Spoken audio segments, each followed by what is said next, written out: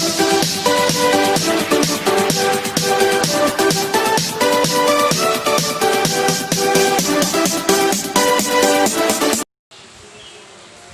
Morning students, Sardar Patel inter college DP की online कक्षा में आपका स्वागत है।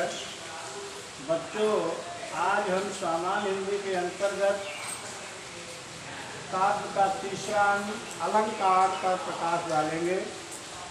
अलंकार का मतलब ही होता है आभूषण। परिभाषा अब आप कहेंगे कि आभूषण का क्या मतलब है। आभूषण हम लोग भी पहनते हैं, लेकिन काव्य में भी आभूषण होते हैं। देखें, अलंकार काव्य का आभूषण है।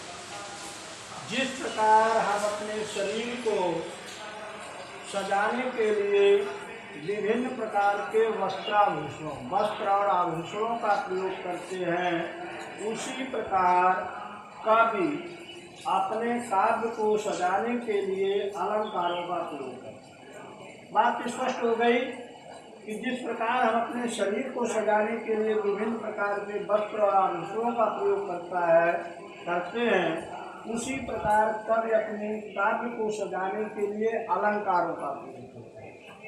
आचार्य केशव ने अलंकार की परिभाषा इस प्रकार की है: भूषण बिन न विराजहि कविता बनता मित। भूषण बिन न विराजहि कविता बनता मित। भूषण माने आभूषण के बिना नहीं सुशोभित होते, अच्छे नहीं लगते हैं। क्या? कविता, वनिता और मित्र। कहने का मतलब है किसी कवि ने अपनी कविता की, उसमें सुंदर अक्षर, सुंदर शब्द नहीं है तो कविता नीरस होती है। इसी प्रकार कोई स्त्री कितनी भी रूपवती क्यों ना हो, जिसके पास अच्छे वस्त्र और आभूषण नहीं है, तो वो स्त्री भी सुशोभित नहीं होती। मित्र का मतलब मित्र से है। आपका मित्र यदि अच्छे वस्त्र आभूषण पहने तो अच्छा लगता है, अदरवाइज वह समाज में तिरस्कार पाता है। बच्चों, अलंकार के भेद, हमने अलंकार के 2 भेद लिखे। वैसे तो 3 होते हैं, उभयालंकार भी होता है, लेकिन आपके पाठ्यक्रम में नहीं है, इसलिए हमने वही लिखा जो कोर्स में है। अलंकार के 2 भेद होते हैं, शब्दालंकार और अर्थालंकार। बच्चों, शब्दालंकार क्या है?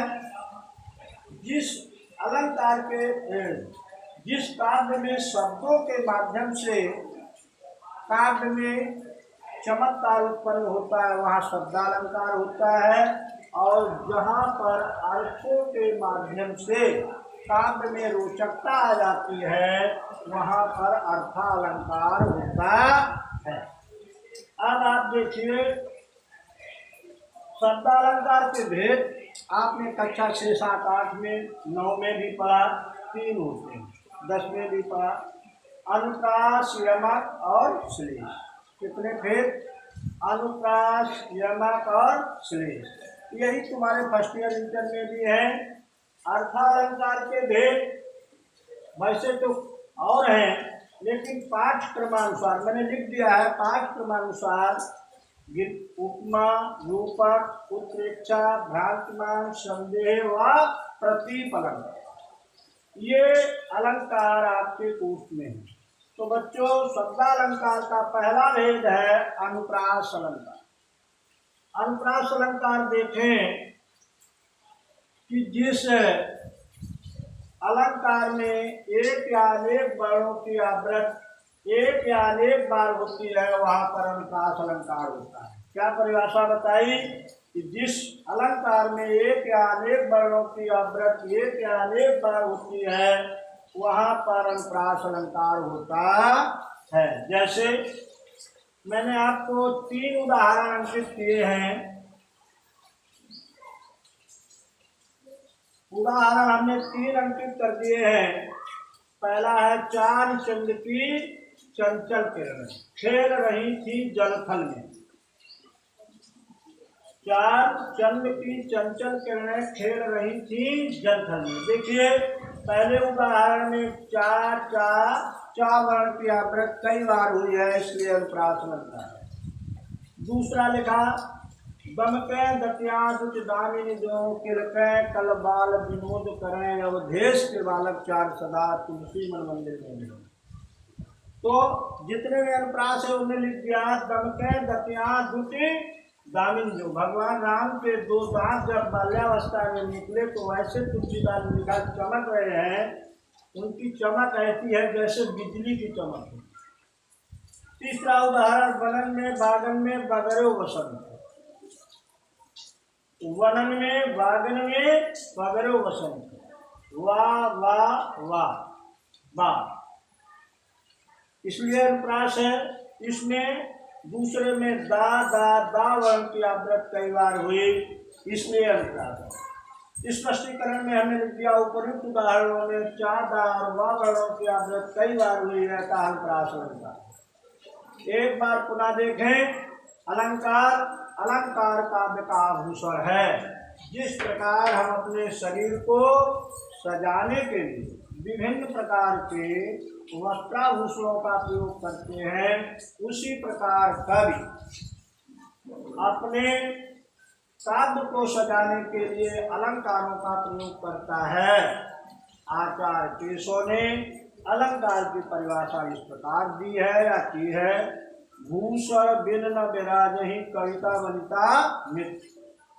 यानी आभूषण के बिना कविता, स्त्री और मित्र ये सुशोभित नहीं होते। अलंकार के भेद, अलंकार के दो भेद होते हैं, शब्दालंकार और अर्थालंकार। शब्दालंकार के भेद तीन होते हैं, यानी शब्दालंकार जहाँ शब्दों के माध्यम से काम में चमत्कार या रोचकता उत्पन्न होती है, वहाँ शब्दालंकार होता है। इसके तीन भेद, अंतरास, हेमक और श्लेष। अर्थालंकार के पाठ्यक्रमानुसार भेद है, उपमा, रूपक, उत्प्रेक्षा, भ्रांतमान, संदेह व प्रतीप अलंकार। अब शब्दालंकार का पहला भेद आप देखेंगे, अनुप्रास अलंकार। जिस अलंकार में एक या अनेक वर्णों की आवृत्ति एक या अनेक बार होती है, वहाँ पर अनुप्रास अलंकार होता है। जैसे चार चंद्र की चंचल किरणें खेल रही थी जलथल में, यानी उपयुक्त उदाहरण में चा वर्ण की आवृत्ति कई बार हुई, इसलिए अनुप्रास अलंकार है। दूसरे में दमके दत्यादुच दामिनी जो, इसमें दा वर्ण की आवृत्ति कई बार हुई, इसलिए अनुप्रास है। तीसरा वनन में बागन में बगरो वसंत है, वाह वर्ण की आवृत्ति कई बार हुई, इसलिए अनुप्रास है। स्पष्टीकरण आप परीक्षा में कोई भी उदाहरण एक लिख सकते हैं, यहाँ समझाने के लिए हमने तीन लिख दिए। स्पष्टीकरण उपयुक्त उदाहरणों में चा द और वा वर्णों की आवृत्ति कई बार हुई है, अतः अनुप्रास अलंकार। बच्चों आपको समझ में आ गया होगा। आप जो है इसको पढ़ें, समझें और लिखें। धन्यवाद, फिर मिलेंगे।